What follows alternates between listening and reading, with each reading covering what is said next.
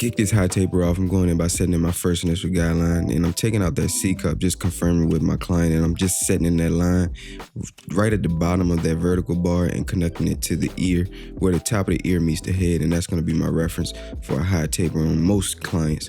The next step would be to go in and set in the next line or the secondary transition line. And so now I'm going in with the lever completely open, scooping out, just feathering through some of this bulk without setting in a harsh line. And I'm just taking it up about a half an inch to a full inch just to give myself some space to blend out that very bottom line as I come back down. Here I'm going in with the lever completely open with the number 1 guard, again using the heel of the blade and scooping out, not setting in such a harsh line, but just feathering through and debulking as much as possible while still making a seamless transition, following up with the lever completely closed right up under that. And I know this is not going to take out that line in the middle. However, it's going to soften it up so that when I follow up with the 0.5 or the half guard, it's just going to be easier for me to take it out a little later on. My next step, I want to go in with the lever completely open on the 1.5 guard, and this is typically the top of a taper, but sometimes it can go to the number 2. So here I'm just trying to take off little by little and debulk that very top area around the parietal ridge area, just so that everything is smooth from the taper into the actual fro. And just debulking again while maintaining darkness, I just want to create a smooth transition from the bottom to the top.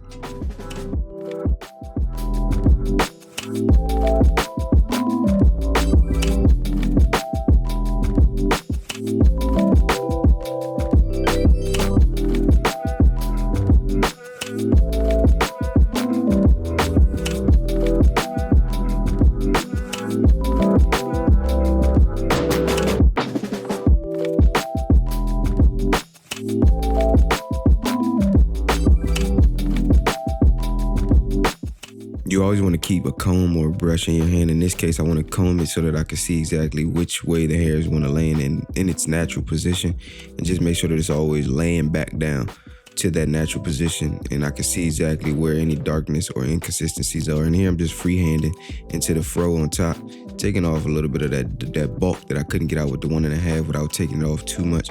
Now I'm following up with that 0.5, and I start with the lever open, and I clean up as much as I can with it open. And as I go lower in the taper, I'll close up the lever, obviously, because it'll take off more. Using the corner of the blade, I just want to slowly but surely erase any inconsistencies, little by little.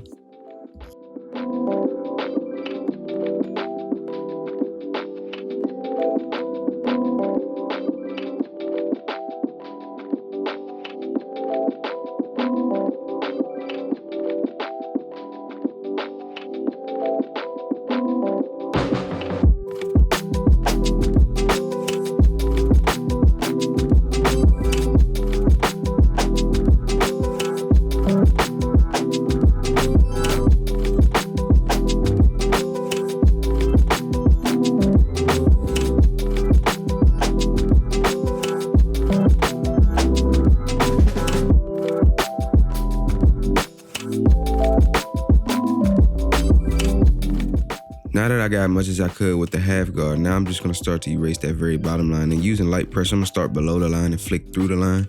Now I'm opening up the lever and taking out what I couldn't get out with the half, just with that lever completely open, no guard at all. Again, and just feathering through, using the corner of the blade without taking off too much. Slowly just breaking up that line, and eventually you'll start to see the illusion that everything is blended in completely.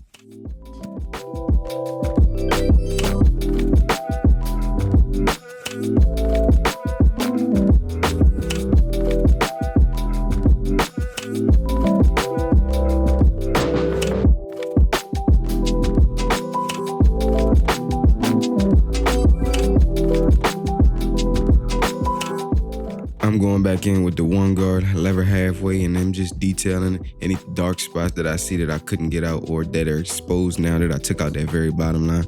This is completely optional, but if you stick around to the end, you'll notice how it makes that much of a difference by just detailing it.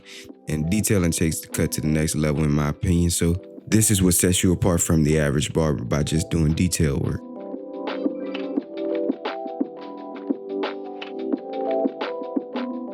Here in the nape area, I'm going to find the lowest but most dense area so that I can set in a solid foundation, a solid guideline, and going up not too high, but usually right below the bottom of the ears. If you look straight on, you can see it's typically towards the very bottom of the earlobe. And don't make the mistake or set the bad habit of setting in your guidelines and taking so much time setting in a harsh guideline and all that, because it's going to come out anyway. You just want a rough estimate of how you're going to start. Somewhat symmetric, but at the same time, you want to just have somewhere you're starting at. And now you just do the same exact steps, but you have a little bit more area to cover because the canvas is a little bit wider on the neck or the nape area. In this case, I am using the 2 guard with the lever completely closed, which is not so much of a huge difference between the 1.5 and the 2. With the 1.5 with the lever completely open is about the same.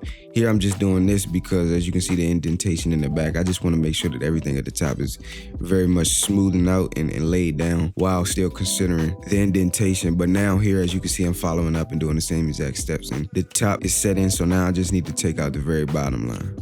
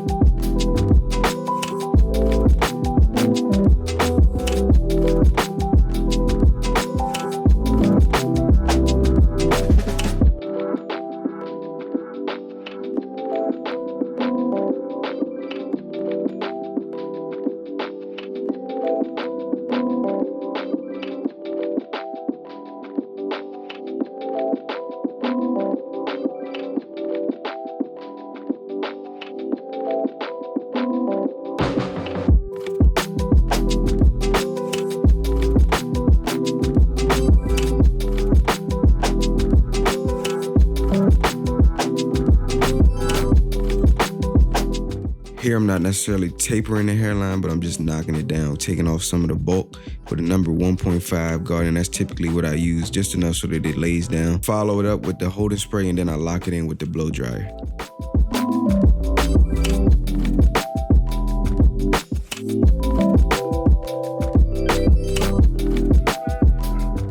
Shout out to these Babyliss and Tune 45 trimmers and clippers, as they are just doing the job. I got them all the way on full speed, and as you can see, without hesitation, it's just taking off this beard completely.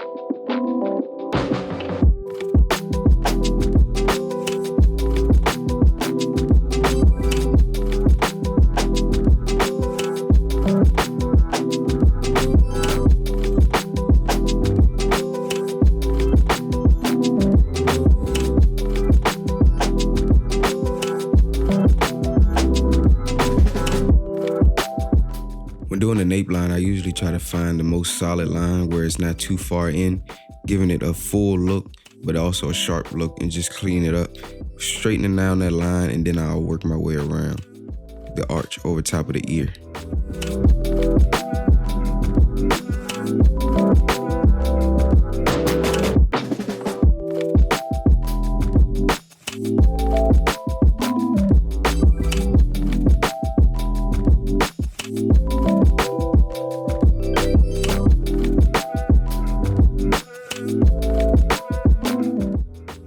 The reason that I do this here is just to clean up any overhang and create more of a sharp look without having to go over it too many times. It just debulks that area and allows for a sharp finish.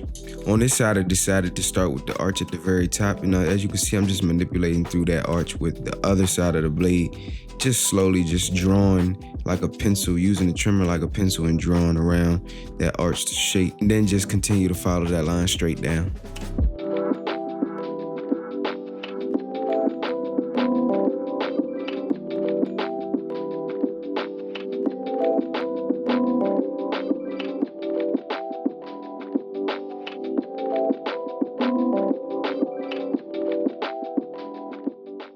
When doing the vertical bars on any haircut, I want you to just notice how I use the eyebrow and the eyelid as a reference point. Roughly around where the eyelid ends is where you want to set in your vertical bar. Obviously, you want to also pay attention to the density and where you could actually get a solid line. Here now, I'm just starting in the middle, and now I'll work my way to the very top of that vertical bar and connect it at the top. Obviously, the corner is a little lighter here, and so I'll just keep that in mind and create a ghosted effect. So it's not pushing it back, but also giving me a sharp look.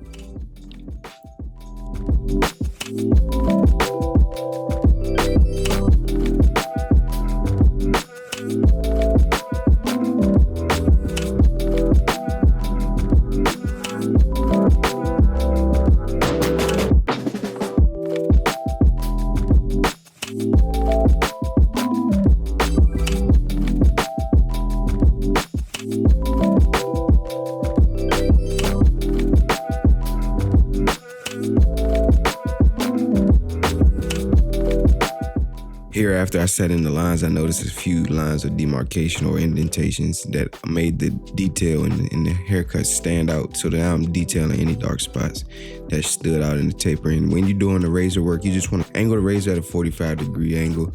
Stretch the skin with the opposite finger. Pull as tight as you can in order to make it a straight and smooth glide across without having to cut your client. You don't want to skip the blade across your skin. So now you want to gauge your pressure, but you also not creating a new line. You just want to clean up all the lines that's already in there.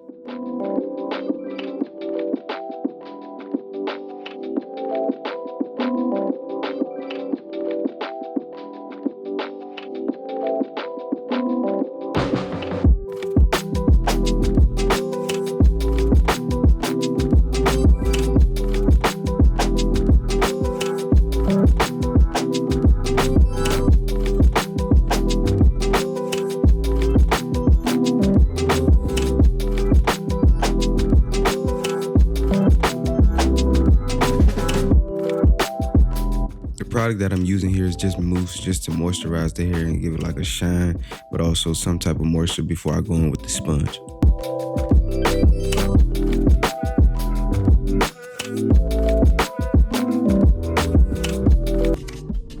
Might I remind you how my client came in looking, and as his barber, it's my job to show up and show out. So without further ado, this is the final results. And if you like this video, you learned anything, please share this video with a friend, family member, or fellow barber. Hit subscribe, turn on the bell. My name is Kel, and I'll catch you in the next one.